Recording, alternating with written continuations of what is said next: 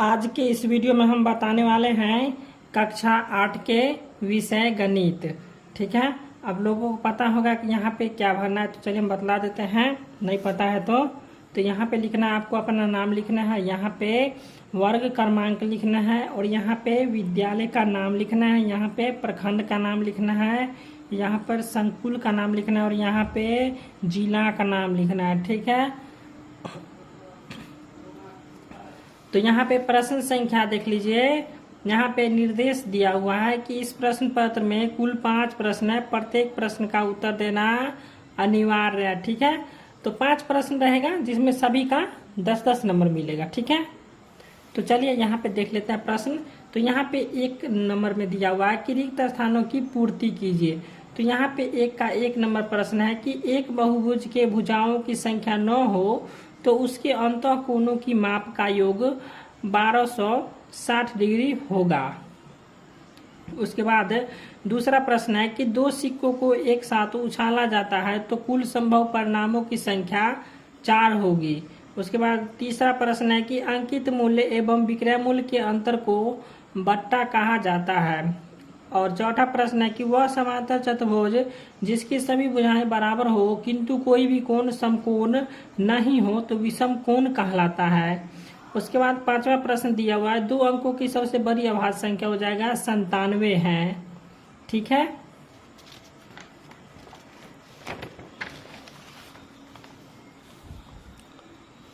अब यहाँ पे दूसरा प्रश्न दिया हुआ है कॉलम आ का कॉलम ब के साथ सही सही मिलान कीजिए। यहाँ पे कॉलम अ है और इधर कॉलम ब है। ठीक है, तो यहाँ पे आप सही सही मिलान कर लीजिएगा इस प्रकार से।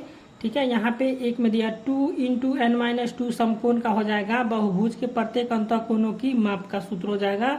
उसके बाद दूसरा में है 2 × n-2 बट्टा में n गुने समकोण, तो ये हो जाएगा बहुभुज के अंतः कोणों का योग। उसके बाद तीसरा में दिया हुआ है 360 डिग्री बट्टा आंतरिक कोण का हो जाएगा बहुभुज के भुजाओं की संख्या। उसके बाद यहाँ पे चौथा प्रश्न दिया है 2 √3 गुने यहाँ पे हो जाएगा 2 - √3, तो इसका हो जाएगा परिमेय संख्या। उसके बाद यहाँ पे 5वां है x + 5 = 9, तो ये हो जाएगा रैखिक समीकरण। अब यहाँ पे तीसरा प्रश्न दिया निम्नलिखित कथनों के लिए सत्य अथवा असत्य लिखे। ठीक है, यहाँ पे 3 का 1 में है सम चतुर्भुज के विकर्ण परस्पर लंब होते हैं, तो यहाँ पे हो जाएगा सत्य। उसके बाद दूसरा प्रश्न है षडभुज में विकर्णों की संख्या 6 होती है, तो यहाँ पे भी हो जाएगा सत्य। उसके बाद यहाँ पे तीसरा प्रश्न है 1, 2, 3 पाइथागोरस त्रिक है, तो ये हो जाएगा असत्य। उसके बाद यहाँ पे चौथा प्रश्न वर्गमूल वर्ग की प्रतिलोम संक्रिया है, तो यह भी हो जाएगा असत्य। उसके बाद 5वां प्रश्न है विषम संख्याओं के योगफल से भी एक घन संख्या प्राप्त होता है, तो यहाँ पे भी हो जाएगा सत्य। अब यहाँ पे प्रश्न संख्या 4 है लघुत्तरीय प्रश्न। ठीक है, तो ये लघुत्तरीय प्रश्न में दिया हुआ 4 का 1 नंबर में एक आयत की लंबाई और चौड़ाई का अनुपात 3:2, यानी कि यहाँ पे 3 जो है सो क्या है लंबाई है और चौड़ाई कितना हुआ है 2। तो यदि उसकी परिमिति 30 मीटर हो तो उसकी लंबाई और चौड़ाई ज्ञात कीजिए। ठीक है, तो हम इसी प्रश्न को बनाएंगे। ठीक है, इसके अथवा में जो दिया है इसको हम नहीं बनाएंगे, ये इसी प्रश्न को बनाएंगे। ठीक है, तो चलिए हम बतला देते हैं इस प्रश्न को।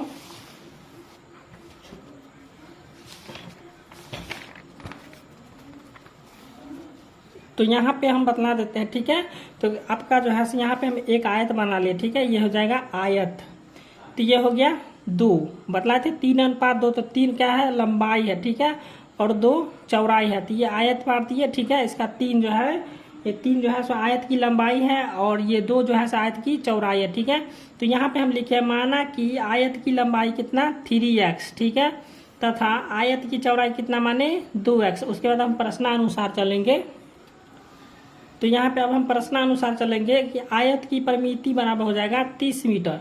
तो आयत की परिमिति का सूत्र होता है 2 कोष्ठ लंबाई प्लस चौड़ाई बराबर हो जाएगा 30 मीटर। ठीक है, अब यहाँ पे 2, ठीक है, यहाँ पे 2 आ जाएगा। उसके बाद 3x + 2x, तो यहाँ पे 3 और 2 को जोड़ेंगे कितना हो जाएगा 5, तो यहाँ पे 2 आ जाएगा। उसके बाद 3 2 5, तो यहाँ पे गुने हो जाएगा 5x। ठीक है, अब बराबर में हो जाएगा 30, तो यहाँ पे मीटर ने आप मीटर दे दीजिएगा। ठीक है, ये हो जाएगा मीटर, ये हो गया मीटर।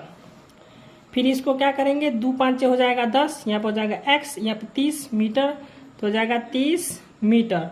उसके बाद यहाँ पे x, ये है x, तो x बराबर हो जाएगा 30 बट्टा में 10, तो 10 से हो जाएगा 10 दिया 30, तो x बराबर आ गया हमारा 3 मीटर। ठीक है, तो ये 3 मीटर है। अब क्या करना था अंत में कि लंबाई और चौड़ाई ज्ञात करना था। यहाँ पर हम लिखे अतः आयत की लंबाई 3, यहाँ पे कितना आया है x बराबर 3। ठीक है, उसके बाद कितना था यहाँ पे ऊपर में था आयत की लंबाई 3x। देख लीजिए यहाँ पे आयत की लंबाई यहाँ पे था 3x, तो यहाँ पे हो जाएगा 3। ठीक है, यहाँ पे आ गया 3, तो यहाँ पे 3 को 3 से गुना कर देते हो जाएगा 3 तिया के 9 मीटर। उसके बाद आयत की चौड़ाई, तो आयत की चौड़ाई कितना था 2। उसके बाद यहाँ पे कितना निकाला x बराबर 3 मीटर, तो यहाँ पे आ जाएगा 3, तो 2 को 3 से गुना करेंगे तो कितना हो जाएगा 6 मीटर। तो ये हो जाएगा इसका आंसर। ठीक है, अब हम 4 का दूसरा प्रश्न बतलाएंगे। अब यहाँ पे दूसरा प्रश्न है 5 अंकों की वह बड़ी से बड़ी संख्या ज्ञात कीजिए जो एक पूर्ण वर्ग है और संख्या का वर्गमूल भी ज्ञात कीजिए। तो यही प्रश्न को हम बनाएंगे। ठीक है, आप लोग देख लीजिए।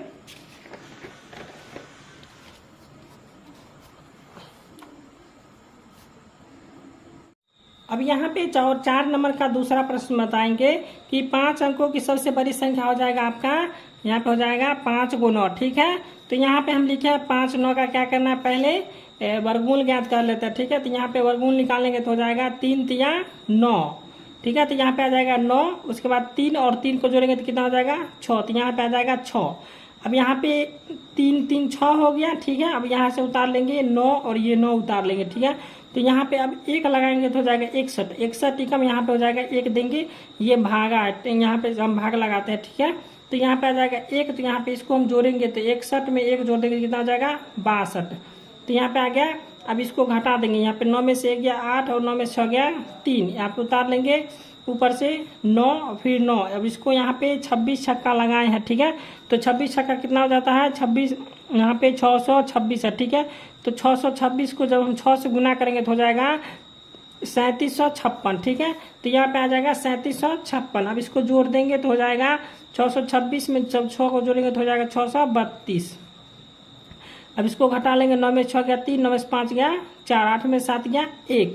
ठीक है, तो ये हो गया वर्गमूल। अब इसका क्या करना था कि पूर्ण वर्ग संख्या ज्ञात करना था। यहाँ पे लिखा होता अभिष्ट पूर्ण वर्ग संख्या, ये हो गया 5 अंकों की सबसे बड़ी संख्या यहाँ पे लिख दिए, 1 दहाई से 11,000 10,000, तो ये हो गया कितना 99,000। ठीक है, ये हो गया 99,000 में से घटा देंगे 143। ठीक है, तो यहाँ पे कितना आ जाएगा, यहाँ पे आ जाएगा 1 दहाई से 11,000 10,000, 99,856 आ जाएगा। ठीक है, अब यहाँ पे क्या करना था कि यहाँ पे लिखे हैं इसलिए 5 अंकों की पूर्ण वर्गमूल। ठीक है, तो क्या करना था पूर्ण वर्गमूल हमको ज्ञात करना था। तो यहाँ पे पूर्ण वर्गमूल ज्ञात किए हैं कि देख लीजिए यहाँ पे ये जो निकाले थे हम 99,856, इसको क्या किया पूर्ण वर्गमूल में फिर ज्ञात करना था, तो यहाँ पे हम इसको ज्ञात कर दिए हैं।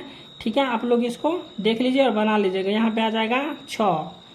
चलिए, तो वीडियो लंबा हो जाएगा इसलिए हम नहीं बतला पाते हैं। ठीक है,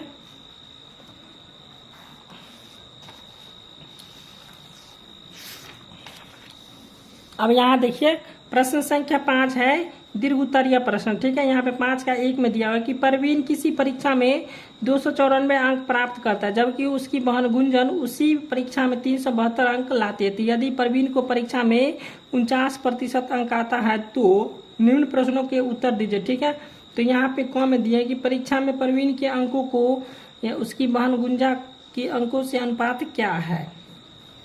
उसके बाद ख में दिया गुंजन के द्वारा प्राप्त अंकों का प्रतिशत मान क्या है। उसके बाद है गौ में किसके अंक प्रतिशत में अधिक है और कितना अधिक है। तो चलिए इसको हम बता देते हैं। तो यहाँ पे हम देख लीजिए 5 का 1 नंबर प्रश्न है कि माना कि कुल अंक कितना है x। तो परवीन का कुल अंक कितना हो जाएगा x गुने 49%।